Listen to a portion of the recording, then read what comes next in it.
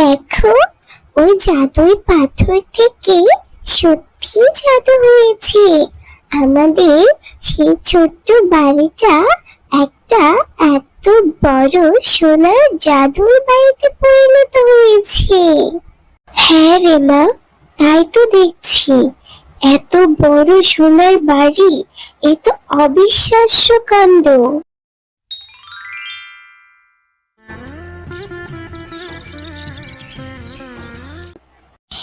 এক ছিল একটি গরিব মেয়ে, তার নাম ছিল টুম্পা। টুম্পার মা শেফা শিয়ালিনী বড়লোকের বাড়িতে কাজ করত। একদিন সকালবেলা টুম্পা ঘুম থেকে উঠে দেখে তার মা কাজে যাওয়ার জন্য প্রস্তুত হচ্ছে। টুম্পা তার মাকে জিজ্ঞেস করলো, মা, তুমি কোথায় যাচ্ছ মা? তুমি কি কাজে যাচ্ছ মা? আমাকেও তোমার সাথে নিয়ে যাও না। আমার যে ঘরে একা থাকতে ভালো লাগে না। তুমি কি আমাকে তোমার সাথে নিয়ে যাবে মা? আমার সাথে গিয়ে তুই কি করবি মা? আমি তো সেখানে কাজ করতে যাই। তুই ওখানে গিয়ে কি করবি? তুই বরং ঘরেই থাক, একা একা খেলা কর। না মা, আমি একা ঘরে থাকবো না। আমাকেও নিয়ে চলো না মা। আমি একটু দুষ্টামি করব না, একদম চুপ করে বসে থাকবো। মারে, ওরা যে খুব বড়লোক মানুষ। তোকে নিয়ে গেলে তুই যদি ভুল করে কোনো জিনিস ধরে ফেলিস কিংবা ভেঙে ফেলিস, তাহলে তো তারা খুব রাগ করবে, আমাকে কাজ থেকে বের করে দিবে। না মা, তুমি একদম চিন্তা করো না। আমি কিছুই করব না, একদম লক্ষ্মী মেয়ের মতো চুপ করে বসে থাকবো।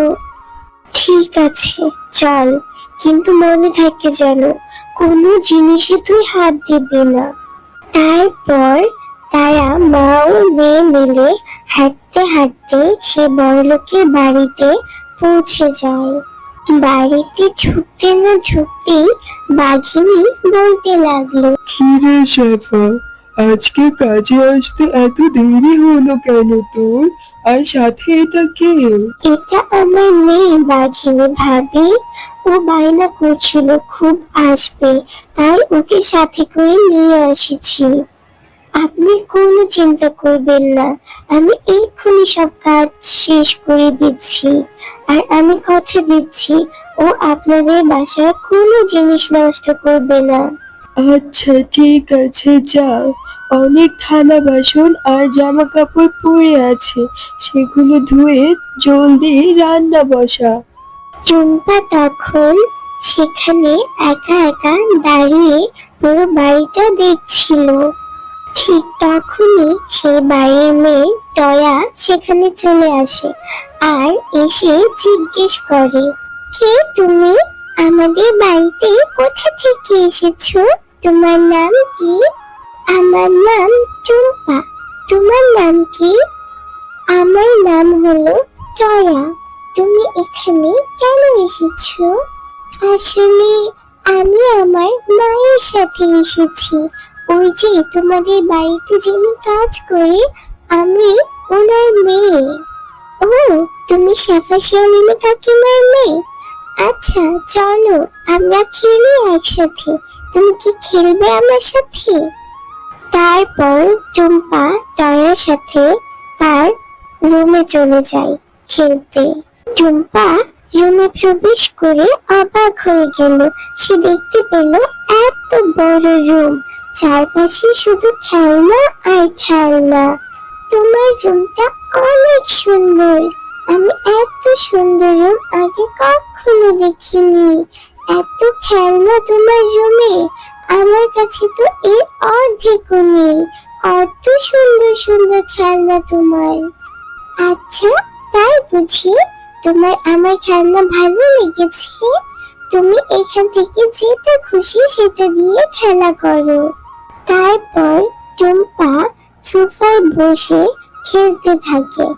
আর ঠিক তখনই সেখানে বাঘিনী মামি চলে আসে। টয়া, কি করছিস তুই এখানে? টুম্পা, তুই সোফায় কেন বসে আছিস? টয়া, তুই ওর সাথে এত দামি দামি খেলনা দিয়ে কেন খেলছিস? ওরা গরিব, ওরা কি এত দামি খেলনার কদর বোঝে? তুই কেন তোর এত দামি খেলনাগুলো ওকে দিয়ে দিলি? মা, আমরা তো শুধু একটু খেলা করছি, আর ওকে খেলনা আমি দিয়েছি। তাই কখনো কোনো আক্কেল জ্ঞান হবে না। বড়লোক আর ছোট লোকের মধ্যে কখনো কি শুনেছিস কোনো বন্ধুত্ব হতে? ওদের সাথে কি আমাদের যায়? তুই আর কখনো ওর সাথে খেলা করবি না। আর এই টুম্পা, কেন এরকম টাই সোফার মধ্যে বসে আছিস? ওঠ বলছি, এক্ষুনি ওঠ। তারপর টুম্পা অনেক কষ্ট নিয়ে বাঘিনী মামিকে বলল, বাঘিনী মামি, তুমি কেন আমার সাথে অমন করে কথা বলছো? বাচ্চাদের সাথে কি কেউ এমন করে কথা বলে? একদম চুপ থাক তুই। এক্ষুনি আমার বাড়ি থেকে বের হয়ে যা বলছি, হতচ্ছাড়ি মুখ পুরি কোথাকার। তারপর মেয়েমা মন খারাপ করে সেখান থেকে চলে গেল। এরপর বাঘিনী শেফা শিয়ালিনীকে অনেক অপমান করলো। দেখেছিস টুম্পা, এই জন্য আমি তোকে এতবার বারণ করছিলাম না আসার জন্য, কিন্তু তুই তো আমার কোনো কথা শুনিস না। দেখলি, এখন শুধু শুধু তোর জন্য কতগুলো অপমান সহ্য করতে হলো। এখন আমার কাজটাই না চলে যায়। মা, তুমি বিশ্বাস করো, আমি কিচ্ছু করিনি। আমি তো শুধু খেলছিলাম, আর খেলতে খেলতে একটু সোফায় বসে পড়েছিলাম। আমি আর কিচ্ছু করিনি মা।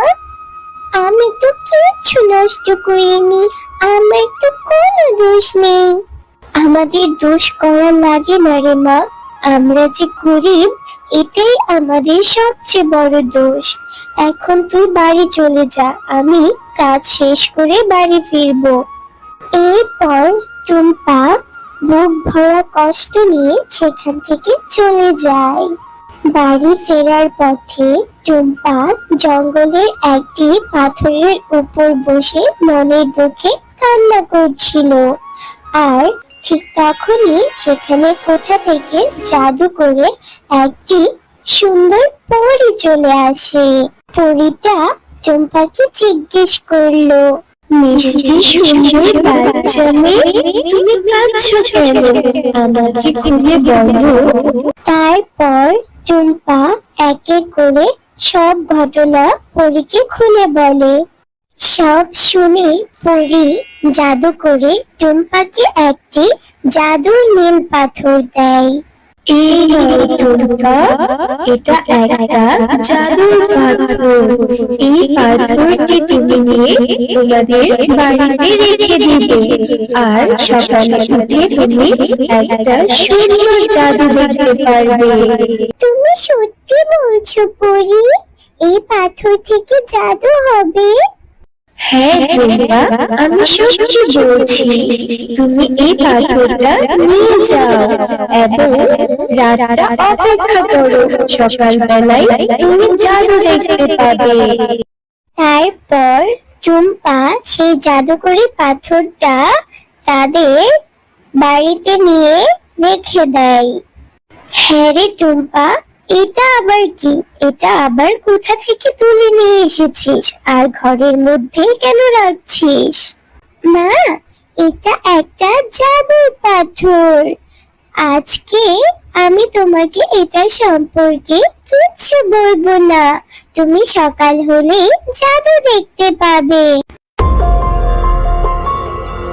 মা, মা, দেখো, ওই জাদুর পাথর থেকে সত্যি জাদু হয়েছে।